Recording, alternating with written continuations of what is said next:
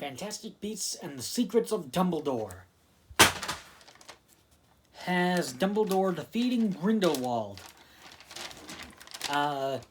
So, Johnny Depp in this movie is replaced with Mads Mikkelsen, and Mads Mikkelsen takes on the role of Gerald Grindelwald.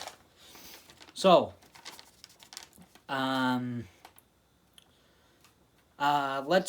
let's get on to this movie. So the positives on this movie are, I feel like the movie is actually a bit more colorful, a bit more of a colorful film than Crimes of Grindelwald. So I thought that was actually kind of cool. I don't really like the bland, muted colors of Crimes of Grindelwald and what's the other Harry Potter film? The Half-Blood Prince. And even Deathly Hallows Part 1 to an extent. Like, all three of those are, like, muted colors, and it's like, that's not fun. That's not fun to watch. And the last positive, the end fight between Dumbledore and Grindelwald, is interesting. I thought that was actually interesting. It was pretty actiony. I kind of liked the last 10 to 15 minutes of the movie. I thought it was actually pretty good. But now on to the negatives, and this is the biggest one. This is just completely and utterly boring. I'm totally gone from this movie. It fails to suck me into the movie, and it fails to keep me engaged. There's not enough action in the movie, I don't think.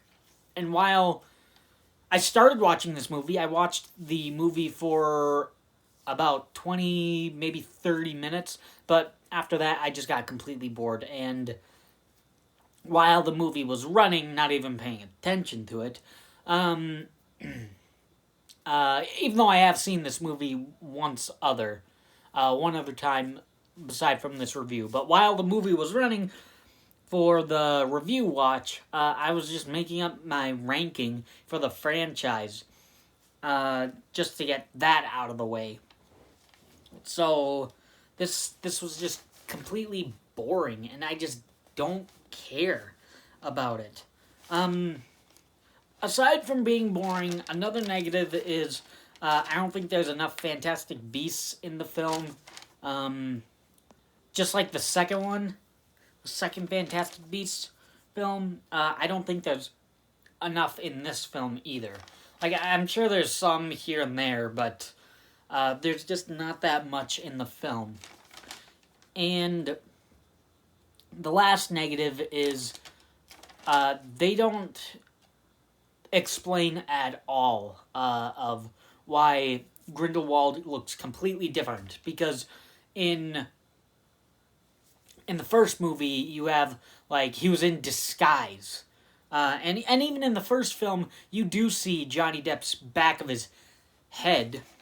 So on rewatch, you actually notice, okay, that is Grindelwald.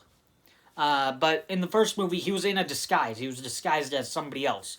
The second movie, we already knew Johnny Depp was already in the first movie, so we know Johnny Depp is Grindelwald. But in this, it's just, they just start off with the movie with Mads Mikkelsen as Grindelwald. They don't explain anything. They don't even have, like, maybe the back of Johnny Depp's head to like, just get a frame of reference for that. Like, yeah, that's Grindelwald. And then, like, see him do, like, a switch of, like, he switched bodies or changed his appearance. So, like, they could have had the back of Johnny Depp's head, do some magic spell or whatever, and then show the back of Mads Mikkelsen's head, and then just have him turn around facing the camera and, like, okay, that's Grindelwald now.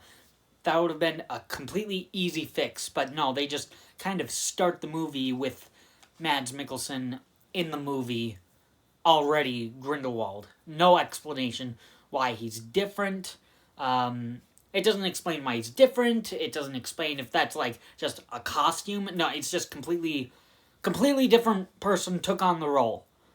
And I mean, I'm sure there's reasons why they didn't have Johnny Depp in it. But I mean, like, just something movie for movie logic of why he looks different. So that's just kind of lazy. So in the end, it's so boring. This movie is so boring. And by now in the series, thankfully and hopefully, this is the last Harry Potter movie, or for sure, last Fantastic Beasts film or whatever. But by this time in the series, I am too bored that I can't even enjoy this movie. So this was just completely and utterly boring. So that's my review on Fantastic Beasts and the Secrets of Dumbledore. Thanks for watching.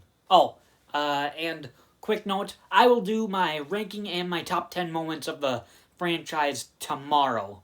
Get that done before February ends, so that'll be the plan. So ranking and top 10 moments tomorrow for the Harry Potter franchise, and yeah, and anyways, that's my review on Fantastic Beasts and the Secrets of Dumbledore. Thanks for watching.